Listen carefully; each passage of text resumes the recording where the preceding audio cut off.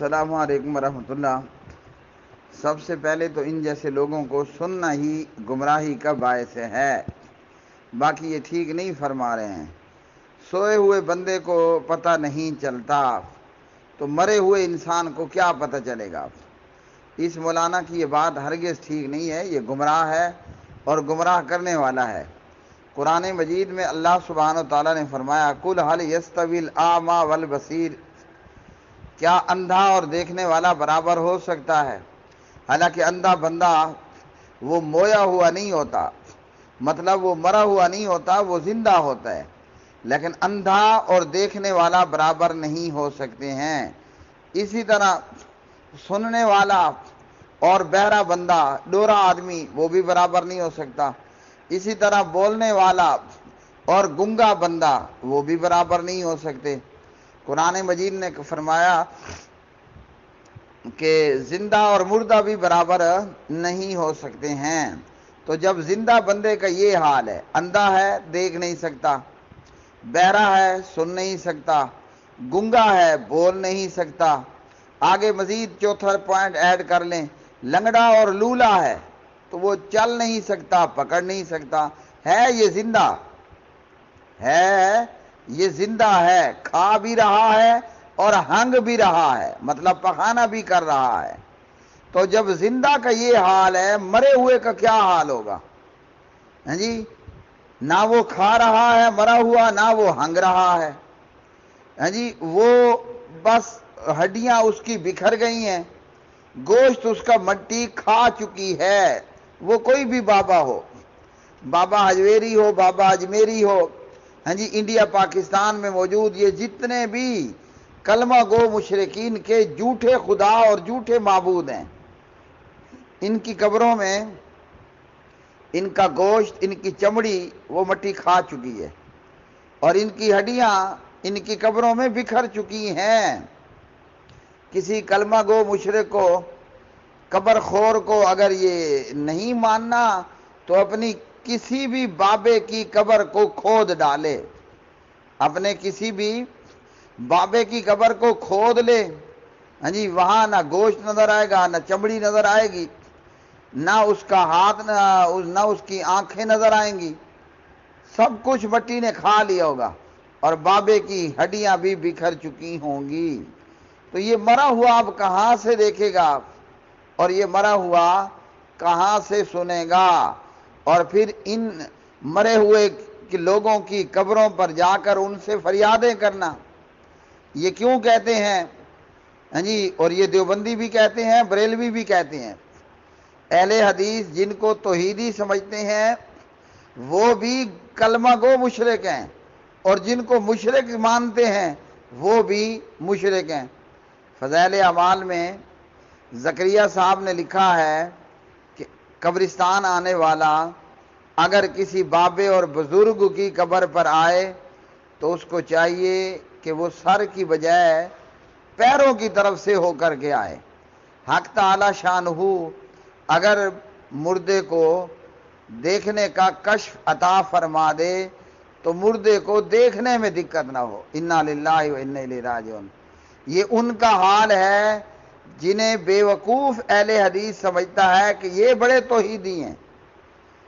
اور فضائل اعمال میں زکریا صاحب لکھتے ہیں ایک بزرگ کو قبر میں دفن کیا جانے لگا، مر گئے تھے، غسل بھی ہو گیا، سارا کچھ ہو گیا تھا، تو دفن کرتے ہوئے گورکھن سے یا دفن کرنے والے سے جو لاد کی ایک اینٹ تھی نا وہ گری، اس نے وہ اینٹ تو دوبارہ اٹھا لی لیکن دیکھا کہ مردے نے آنکھیں کھول رکھی ہیں، تو وہ پوچھنے لگا حضرت تسا مرے کوئی نہیں ہوئے، آپ کو موت نہیں آئی ہے؟ وہ لاد میں موجود، قبر میں موجود مردے نے جواب دیا نہ میں مرا تے نہ کہ بے اللہ علیہ کو موت آندی ہے، انا للہ و انا الیہ راجعون۔ نہ میں مرا ہوں نہ کوئی اور اللہ والا مرتا ہے، مطلب یہ ٹوٹل ڈرامہ تھا۔ غسال نے اس کا استنجا کروایا، یہ ڈرامہ کر کے پڑا رہا، کم از کم کہہ دیتا کہ حضرت پرے ہو جاؤ میں اپنا استنجا خود کر لیتا ہوں۔ غسال نے اس کو غسل دیا، یہ ڈرامہ کرتا رہا، شاید پرانے زمانے کا کوئی پی ٹی وی کا ڈرامہ ہوگا۔ یا آج کا کوئی Hollywood, Lollywood, Bollywood کا کوئی کہ خوفناک ایکشن فلم کا سین ہوگا۔ غسال نے اس کو غسل دیا، غسال نے اس کو کفن دیا، یہ پھر بھی ڈرامہ کر کے رہا۔ اب جب اس کو قبر میں رکھا گیا، لحد میں اتارا گیا، تو اس نے آنکھیں کھول دی اور کہا کہ وہ ایسا ہے نا کہ نہ میں مرا ہوں اور نہ ہمارے جیسے اللہ والوں کو موت آتی ہے۔ بات یہ ہے، یہ سارے ڈرامے کیوں رچائے گئے؟ اور بریلویوں کا حال یہ ہے، وہ فرماتے ہیں کسی بابے کی قبر پر یا قبر پر کوئی چڑی اور چڑا آ جائے نا، تو بابے کو معلوم ہو جاتا ہے کہ میری قبر پر میل چڑا ہے یا فی میل ہے۔ انا للہ و انا الیہ راجعون۔ بہرحال یہ سارا کچھ کیوں ہے؟ اس لیے کہ ان بابوں سے یہ مانگتے ہیں، ان بابوں کی قبروں پر یہ نذرانے چڑھاتے ہیں، ان بابوں کو یہ مشکل کشا سمجھتے ہیں، ان بابوں کے مزاروں پر آ کر یہ بابوں سے فریادیں کرتے ہیں۔ ثبوت آپ کے سامنے ہے، بہاول حق بیڑا دھک، انا للہ و انا الیہ راجعون۔ مرے ہوئے مردے نے کیا بیڑا دھکنا ہے؟ بے وقوفو، عقل کے اندھو، دین کے دشمنوں، اگر مرنے کے بعد بہاول حق نے بیڑا دھکنا تھا، مطلب آپ کی کشتی پار لگانی تھی، تو وہ کم از کم مرنے کے بعد 4 کندھوں کا محتاج تو نہ ہوتا نا، خود چل کر کے قبر میں چلا جاتا۔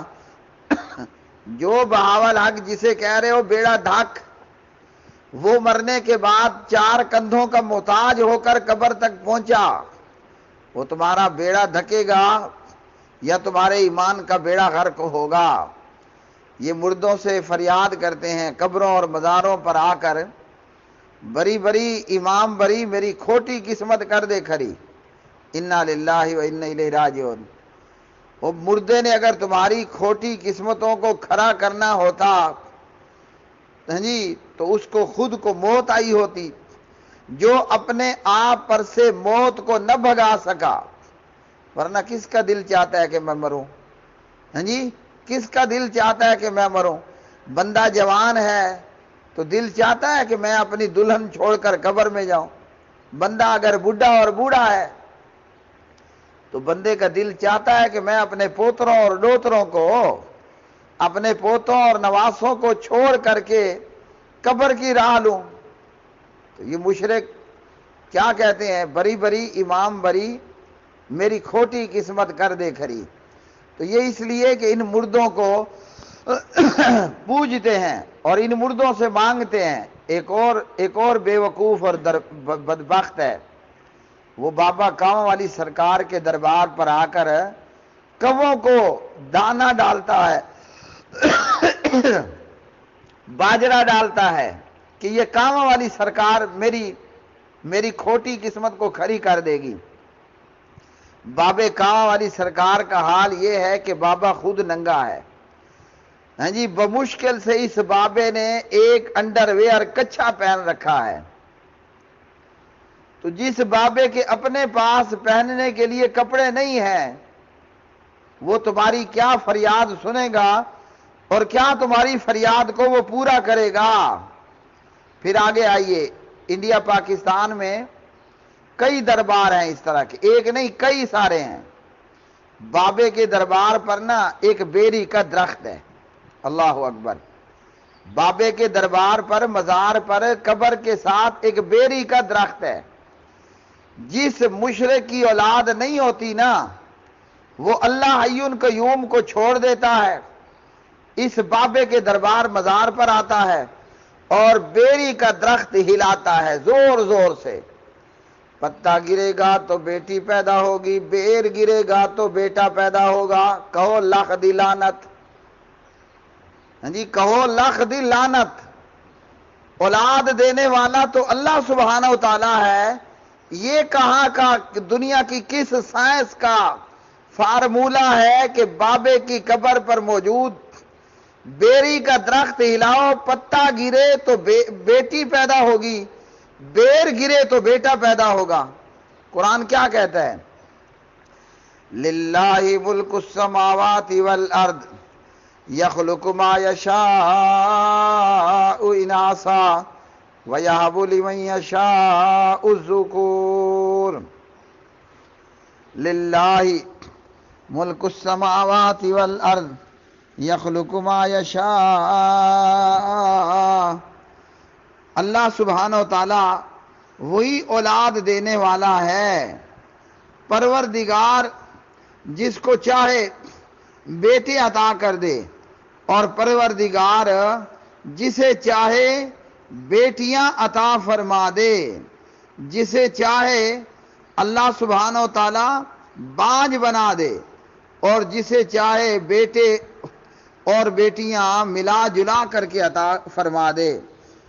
یہ قرآن مجید میں سورۃ الشورى ہے۔ للہ ملک السماوات والارض یخلق ما یشاء یہب لمن یشاء اناثا ویہب لمن یشاء الذکور او یزوجہم ذکرانا واناثا ویجعل من یشاء عقیما انہو علیم قدیر۔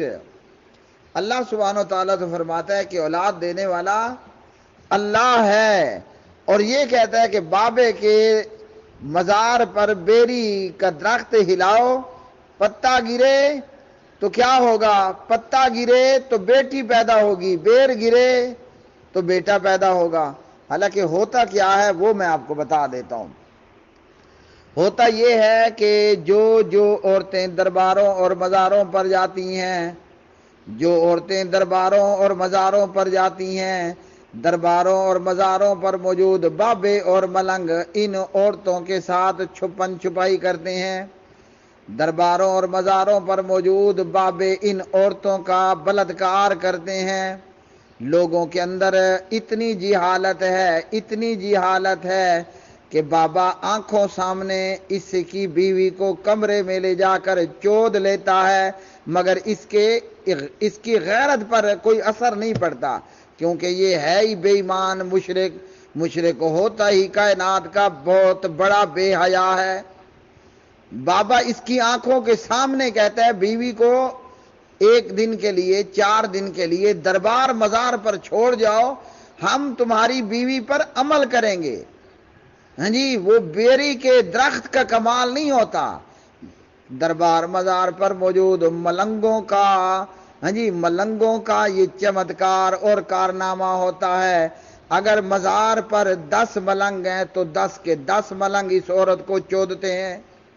اب ظاہری بات ہے کوئی تو کھڑے گا نا، کوئی تو کام دکھائے گا، اور یہی کام ہندوؤں کے سادھو اور پنڈت کرتے ہیں کہ جس کو اولاد نہیں آ رہی وہ سادھو بابے کے پاس آتی ہے، بابا اس عورت کا بلاత్کار کرتا ہے۔ ہاں جی، وہاں ہندو کافر مشرک بے غیرت، اور یہاں کلمہ گو مشرک بے غیرت۔ 1 سادھو ہے یا 10 سادھو ہیں، باری باری سارے کے سارے، 1 بابا ہے، 1 ملنگ ہے، یا مزار پر موجود 10 ملنگ ہیں، سارے بابے اس عورت کے اوپر ونگار ڈالتے ہیں۔ ونگار پتہ کیا ہوتی ہے؟ ہمارے ڈیرہ اسماعیل خان کے دیہاتوں میں یہ ہوتا تھا، اب پتہ نہیں ہے یا نہیں، کسی آدمی کے گھر کوئی کام ہے، اس کا کمرہ بنانا ہے، اس کی چھت کو گارا لیپ کرنا ہے، تو محلے کے کوئی 10-15 لوگ جمع ہو جاتے، وہ سب کے لیے صحبت سرید کا کھانا بنا لیتا۔ 10-15 بندے مل کر کے اس کی مکان کی چھت پر گارا لیپ، مٹی بھوسا لیپ کر دیتے۔ تو یہ 10-12-15 بندوں کی ونگار ہوتی ہے، اور یہاں دربار اور مزار پر موجود 10 ملنگ ہیں یا 10 سادھو ہیں، 10-12 نے جتنے دن بھی عورت دربار مزار پر رہے گی سارے ہی اس عورت کے ساتھ وہ کرتے ہیں۔ تو اس کے بعد عورت پریگننٹ ہو جاتی ہے، یہ الو اور خبیث سمجھتا ہے کہ بابے کی قبر پر موجود بیری کا درخت ہلایا تو میری بیوی کو پریگننسی ہوئی، بیٹی ہوئی یا بیٹا ہوا۔ آخر پر پھر کہہ دو 1 مرتبہ لاکھ دی لعنت۔